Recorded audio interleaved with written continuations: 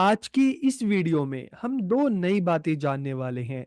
ये 2 नई बातें कौन-सी हैं? तो देखिए, इससे पहले की वीडियो में आपने एंटरप्रेन्योर्स के बारे में तो जान लिया कि एंटरप्रेन्योर्स कौन होते हैं। लेकिन यहाँ पर हम जानेंगे स्टूडेंट एंटरप्रेन्योर्स के बारे में कि स्टूडेंट एंटरप्रेन्योर्स या विद्यार्थी उद्यमी कौन है? और दूसरी बात हम जानेंगे mental and emotional well being of student entrepreneurs कि जो विद्यार्थी उद्यमी हैं उनके मानसिक और भावनात्मक कल्याण के बारे में जानेंगे। तो इस वीडियो में हम ये 2 जो पॉइंट हैं, 2 बातें हैं जिसको जानने वाले हैं, समझने वाले हैं। तो वीडियो को आखिर तक देखिए और वीडियो कैसा लगा कमेंट करके ज़रूर बताइए। तो वीडियो को हम शुरू करते हैं और सबसे पहले हम जानते हैं हू आर स्टूडेंट एंटरप्रेन्योर्स कि विद्यार्थी उद्यमी कौन होते हैं। तो आप में से काफ़ी लोग हैं फ़ेसबुक यूज़ करते होंगे और आप सबको पता है कि जो फ़ेसबुक है किसने बनाया? मार्क ज़ुकरबर्ग ने बनाया। कब बनाया? जब वो स्टूडेंट थे। अपने हॉस्टल के जो रूम में उन्होंने फ़ेसबुक को डेवलप किया अपने फ्रेंड के साथ। तो यहाँ पर हमें क्या समझ में आया? हमें क्या सीखा? हमने क्या जाना?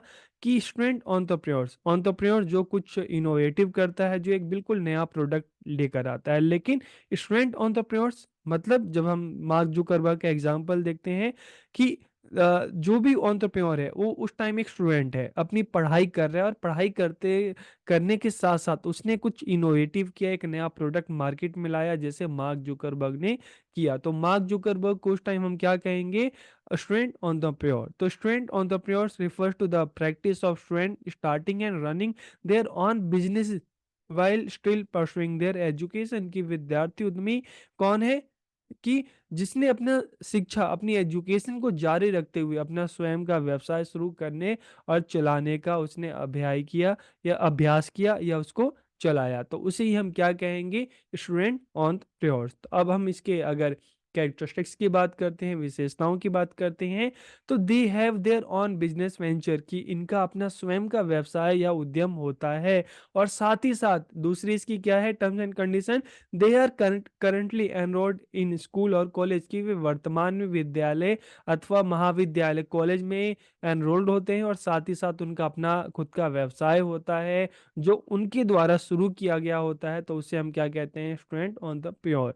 The level of enthusiasm and creativity in them is very high और उनमें उत्साह और रचनात्मकता का स्तर बहुत ही हाई होता है, बहुत ही उच्च होता है। यह विद्यार्थियों के लिए अपने जुनून और विचारों को मूर्त व्यवसाय में बदलने का एक तरीका है। तो स्टूडेंट जो कुछ करना चाहते हैं, जो कुछ इनोवेटिव करना चाहते हैं, फिर वो वेट नहीं करते कि जब उनकी डिग्री कंप्लीट हो जाएगी फिर करेंगे। वो स्टूडेंट लाइफ पढ़ते-पढ़ते ही जब वो कुछ इनोवेटिव करते हैं, एक नया प्रोडक्ट मार्केट में लेके आते हैं, तो उसे हम क्या कहते हैं? स्टूडेंट एंटरप्रेन्योर या विद्यार्थी उद्यमी। Student entrepreneurs are creative individual कि विद्यार्थी उद्यमी एक रचनात्मक व्यक्ति होते हैं। मार्केट में देखते हैं, लोगों की नीड को देखते हैं और बिल्कुल एक नया प्रोडक्ट लॉन्च करते हैं, एक नई चीज लेकर आते हैं। जैसे हमने बात की भारत में जब फ्लिपकार्ट आया था तो बिल्कुल एक नई चीज थी।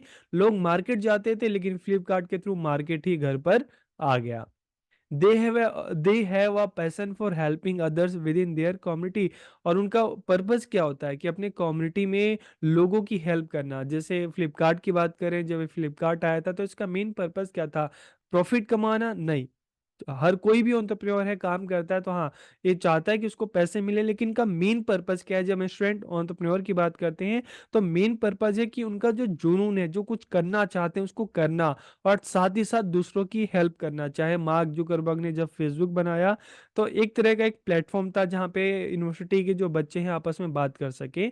तो इनका जो मेन पर्पस क्या होता है कि जो उन्होंने सोचा है उसको इम्प्लीमेंट करना, उसको एक मूर्त रूप देना और इसका अलावा दूसरी चीज़ क्या होता है कि दूसरों की हेल्प करना। इसके अलावा their startup businesses can range from web design to serving tea and coffee कि उनका जो काम है वो बिल्कुल आप कह सकते हो कि निम्न स्तर से बिल्कुल निचले स्तर से चाय, कॉफ़ी से लेकर या वेब डिज़ाइनिंग से लेकर फिर धीरे-धीरे करते काफ़ी इनका लेवल ऊपर चला जाता है। जैसे हम भारत में देखते हैं एमबीए चाय वाला, तो उसको भी हम देखते हैं कि एक चाय के टपली से स्टार्ट किया और धीरे-धीरे काफ़ी आगे बढ़ गया।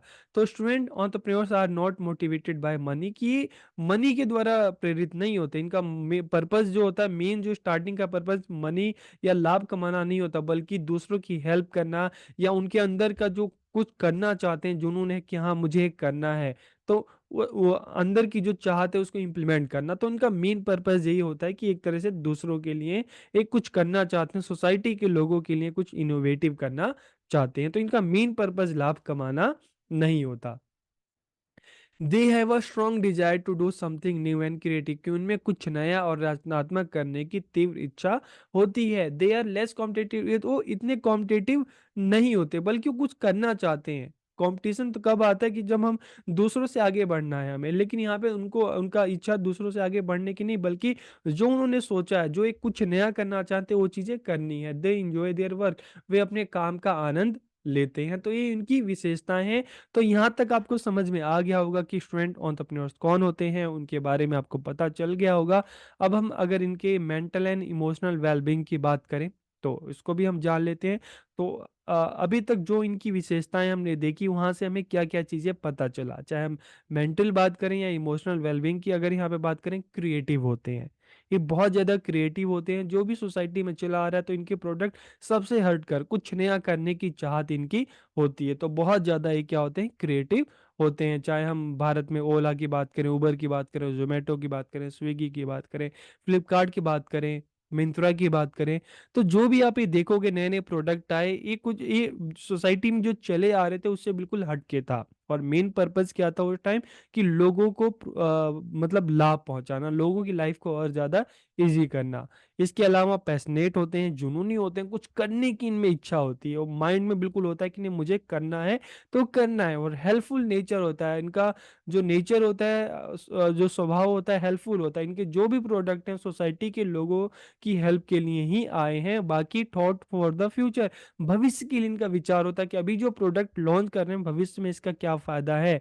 लेस कॉम्पिटेटिव होते हैं, इतनी ज्यादा कॉम्पिटेटिव ये नहीं होते। इनके माइंड में क्या होता है कि जो उन्होंने सोसाइटी में प्रॉब्लम देखी है उसको सॉल्व करना।